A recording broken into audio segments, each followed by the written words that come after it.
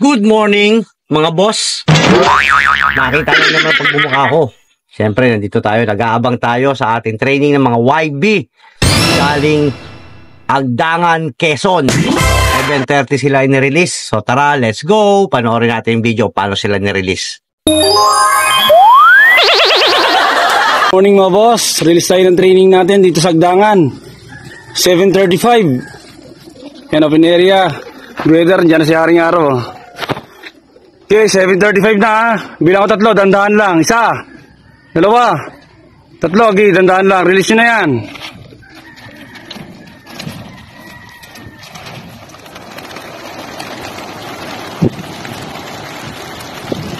Okay, good luck mga boss.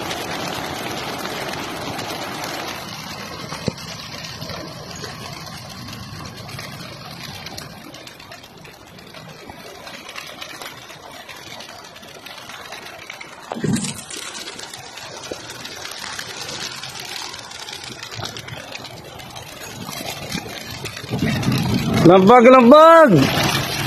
Bukas mo na lahat yan! Double check mga crates natin ha!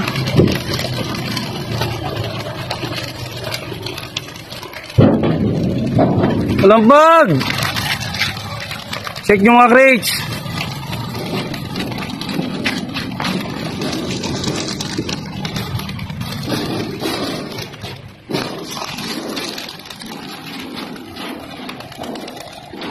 So, second board, meron na tayo second board dumating. Pero pang isa, nandyan. Ayan, 3. From Agdangan, Quezon. So, sariwang-sariwa yan.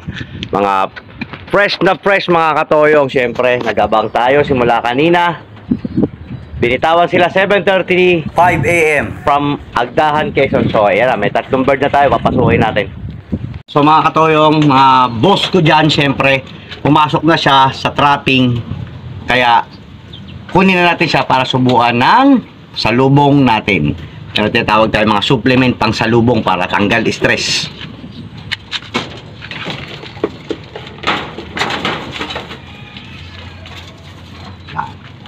So dito natin kinukuha sa trapping, tayo nagkaklak at saka sa mga training, ginagawa ko yan.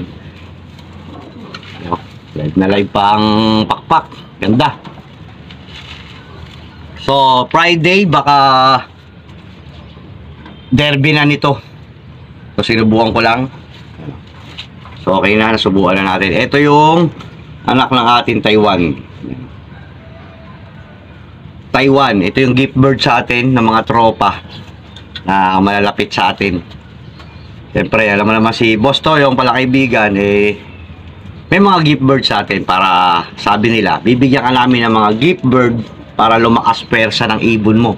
So, thank you very much sa nagbibigay sa akin, sa patuloy na nagtitiwala. So, thank you.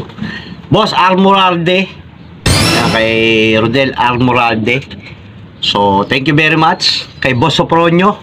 Yes, kay Boss Richie. Thank you very much sa inyo lahat sa mga sumusuporta sa akin. Kay Boss Dennis. Yan. Kay Chicho Layaw. Naantay ko na yung gift bird mo sa akin. Kay Sir Aquino, syempre, ilang beses sa atin nagbigay yan. Kaya almost ang ibon natin dito talagang mga linyada. So sana tayo na lang kapag iibon, sabi nila magaling man ang ibon mo, kung di mo naman aalagaan, useless, di ba? So paano mga katoyong, peace out muna tayo.